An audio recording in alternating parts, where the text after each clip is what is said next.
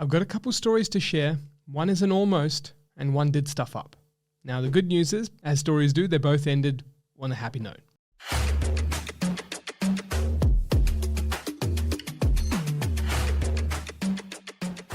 Now, the one that almost ended, in terms of going in the wrong direction, started with something in common for both these stories, and that was certain financial and family values. Now, when people start their investing journey, a lot of them technically do so under the guidance of generations before them, whether it be uncles, mums, dads, aunties, whoever it was, is someone who either started investing or did not invest, and that's where, as a result, they want to carry the momentum or not do what their parents did. And in this particular case, this particular investor came to us going, hey, look, my parents and I, they've been saying I should invest in the inner west of Sydney, pick up a small affordable unit, and maybe I think from there I can get something going and start to live in it, potentially then turn it into investment and see where time takes me. Now, there's the outcome of what they did do and what they could have done and what they ended up achieving if they'd gone in either pathway. So let's just say it's back to 2018 where I first met this investor, and they did end up going on the journey of buying in the inner west, an affordable apartment, living in it, then moving out. And by inner west, I mean the inner west of Sydney. Now, looking at the story here, if they'd done that, they would have had little to no capital growth, yes, saved up in terms of some stamp duty, and then lastly, would have had to force themselves to live into an area where they were comfortable living in from the area, but perhaps not quite the property. And during this time, they would have limited the scale of their subsequent investment properties, which would have then hurt them as a young, sort of mid to late 20s, trying to get into a portfolio before 30. Instead, what this person opted to do was not follow that guidance and go in the opposite direction. We ended up buying them 3 houses: Brisbane, Adelaide, regional Queensland. These 3 houses were all purchased before the age of 30 and all performed substantially well, outperforming the national markets during that time. In fact, one particular property had over 70% capital growth. This is huge. So when you think about it, what were some of those financial and family values bringing them in earlier? Well, it was the comfort of being close to home, the knowledge of a great area, because the inner west of Sydney, don't get me wrong, good coffee, good transport, good cafes, and good vibes. All of it something that people aspire to live in. At the same time, naturally, all that aspiration made sense to actually buy a property there when you think of it in that way. But by not thinking of it in that way and actually breaking the barrier to go out of those comforts, go interstate and do that multiple times, that too at similar prices, affordable markets, but completely different results. These were important factors when thinking of how their portfolio progressed to how it could have progressed if they went in that way. Following the approach of not going down those traditional values of close to them, touch, know, like, live in, save stamp duty, near home, and following that financial sort of guidance that their family was providing or they were thinking about, would actually meant that they earned over $500,000 of equity in comparison to the $100K and below they would have made had they followed that first strategy. Now, this is an example of the almost made the mistake. What about someone who's actually made the mistake? Let me take you back to another story. A particular client had come to us already owning an investment property. This particular property was also in Sydney, also a unit, but extremely shiny, very nice, in a great area, water surrounding them, all the things that you would say make an investment property successful due to the area. All of a sudden, their property has not grown in value. It's been many years and they wanted to get it right. So the good news is it could be fixed, but the bad news is they made this mistake. It almost felt like they had to make this decision just because that was where the financial guidance from family was, that was where the values were heading, and that was where, if you align the reasons, it just makes sense on paper, which is a nice property to visually see, live in, feel, touch. It's from a person who seemed to be very nice and be very supportive of what their family's decision was. It felt like it was a decision going forward in the right direction because property and investing are 2 words that just seem like how could they go wrong? And then lastly, in a major city where it was booming in that time as well. Sydney was booming in 2015 to 17. During those couple of years, it was that tail end of the boom before things started to change. An oversupply of an apartments hit, low capital growth, high price points for stock that wasn't very attractive to many when it came to the prices and the available choice in that region. In turn, though, what did we do following? We broke those values. We broke that chain of thinking, but it had to break by seeing the scars of what didn't work. And so do you really want to be that person that needs something to not work, following financial guidance from family, following what they feel, think, touch, look is all coming about right, but then it just doesn't? Well, sadly, this is many customers that we work with and their journey. It's all about, hey, I had to make mistakes because I had to follow family and I kind of had to go down this pathway, but they just didn't know it was a mistake until the results showed. Years wasted in opportunity cost, years wasted in results. Fortunately, though, it can be fixed.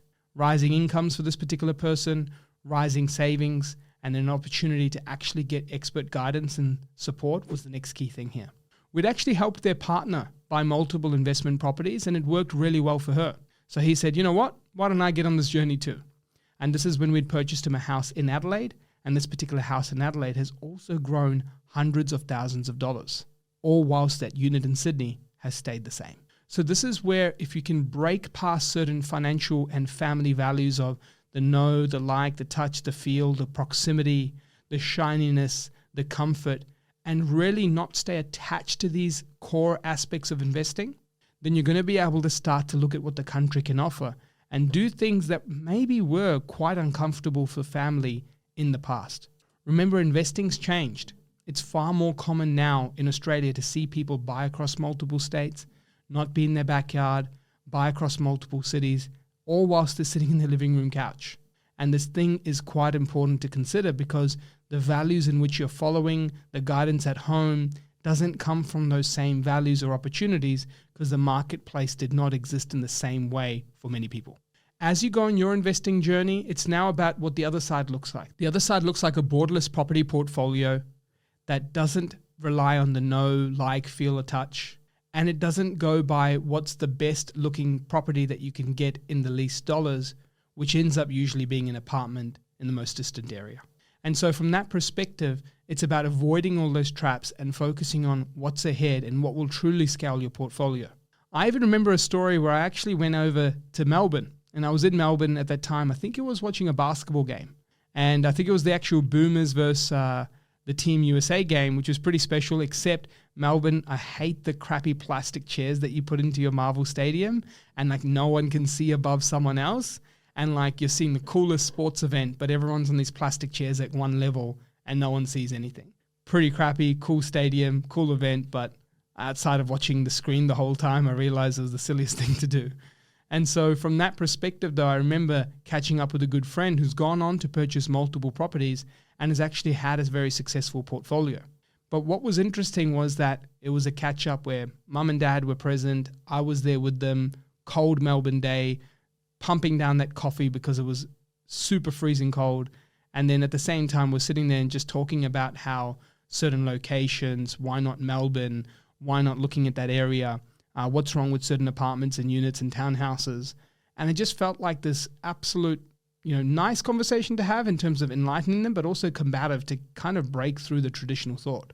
In the end, though, we forged a really good relationship. We created an environment where they could see what we saw, and we started investing for this client across multiple states. And again, they've seen hundreds of thousands of dollars in equity rise. So when I look at these discussions and you do go to the dinner table or you're in the lounge or wherever it is you're having these family discussions, it could even be the classic barbecue.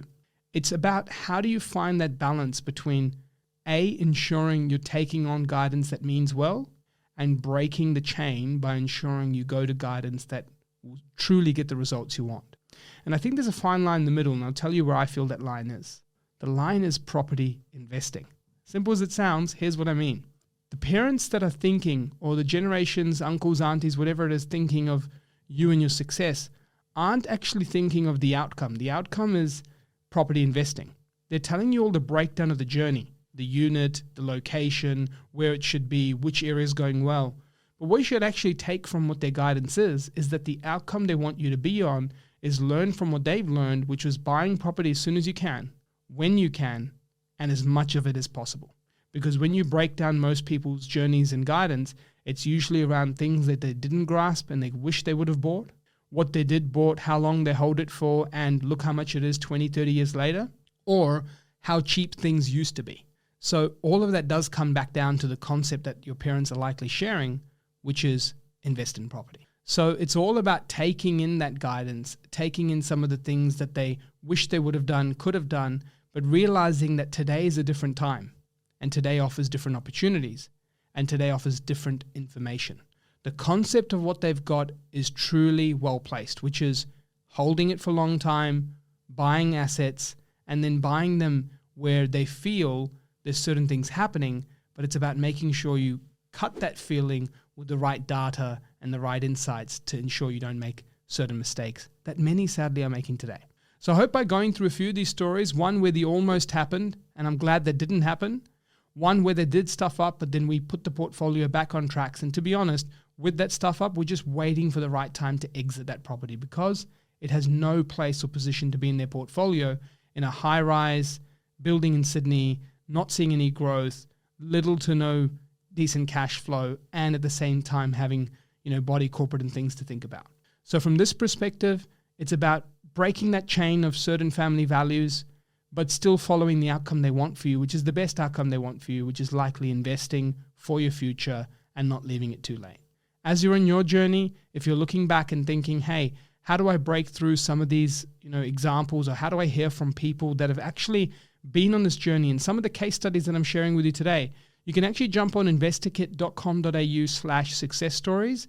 Many of them are actually sharing their journey, involving the moments where they had family, they'd shared certain things, and then as a result, those certain things they'd shared did not turn into the results they thought it would. Here's a few examples to specifically click on. Jump on Lorna Wang's testimony, where she talks about her journey and she talks about her particular first investment with an apartment in a part of Sydney that still has not done much in terms of value growth, and how she went on to purchase 4 properties across different parts of Australia, houses in areas that she wasn't aware of or comfortable with, and the results they produced. From Adelaide to Bendigo to even Brisbane, what happened? Why not also jump in and check out Nafisa's case study? Nafisa's case study, we've helped him buy 3 properties before he turned 30, which have seen upwards of 500K in combined equity growth. Now, these 3 properties could have been a very different decision had he gone with what he was initially thinking versus what he actually did. This is all for free and cost nothing, or no need to input your information or download something. Go on to investorkit.com.au/success stories to hear from more investors who could have made those mistakes but didn't, who did make those mistakes, broke the chain, and started investing with the information available today. It's Arjun Paliwal, Head of Research at the InvestorKit podcast. See you again soon.